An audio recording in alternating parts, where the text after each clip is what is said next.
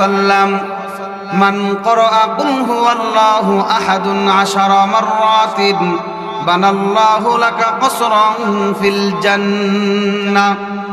প্রিয় ভাইরা আমার, নবীজির সাহাবী আবু হুরায়রা রাদিয়াল্লাহু তাআলা আনহু থেকে বর্ণিত, তিনি বলেন, আল্লাহর নবী বিশ্ব নবী সাল্লাল্লাহু আলাইহি ওয়াসাল্লাম বলেন, আমার কোন উম্মত যদি সূরাতুল ইখলাস 10 বার তেলাওয়াত করে, আল্লাহর নবী বলেন আমার সেই উম্মতকে এই সূরাতুল ইখলাস 10 বার পড়ার কারণে আল্লাহ রাব্বুল আলামিন ওই লোকটার জন্য জান্নাতের ভিতরে একটা প্রাসাদ নির্মাণ করে দেয়।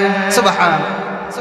শুধু তা নয়, নবীজি বলেন, ওমান ক্বারাআহা 20 মাররাতান বানাল্লাহু লাহু কসরাইনি ফিল জান্নাহ।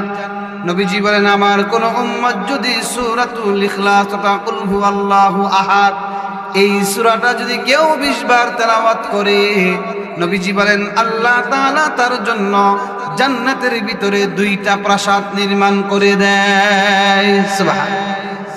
শুধু তা নয়, নবীজি বলেন, ওমান ক্বারাআহা 30 মাররাতান, কোন মানুষ যখন সূরাতুল ইখলাস 30 বার তেলাওয়াত করে, আমার আপনার নবী বলেন আল্লাহ রাব্বুল আলামিন তার জন্য জান্নাতের ভিতরে 3টা প্রাসাদ নির্মাণ করে দেয়।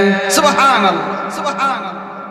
চিন্তা করুন একবার, এই সূরাতুল ইখলাস সাধারণত আমরা যারা নামাজি, যারা আমরা নামাজ পড়তে পারি, এই সূরা কম বেশি সবাই পারি।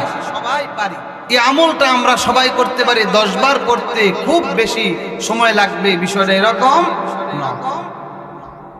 অল্প সময়ের ভিতরে জান্নাতের মধ্যে 3টা প্রাসাদ এটা আল্লাহ রাব্বুল আলামিন নির্মাণ করে দেয়। দুনিয়াতে আমরা সবাই চাই আল্লাহর তৈরি জান্নাতে যেতে।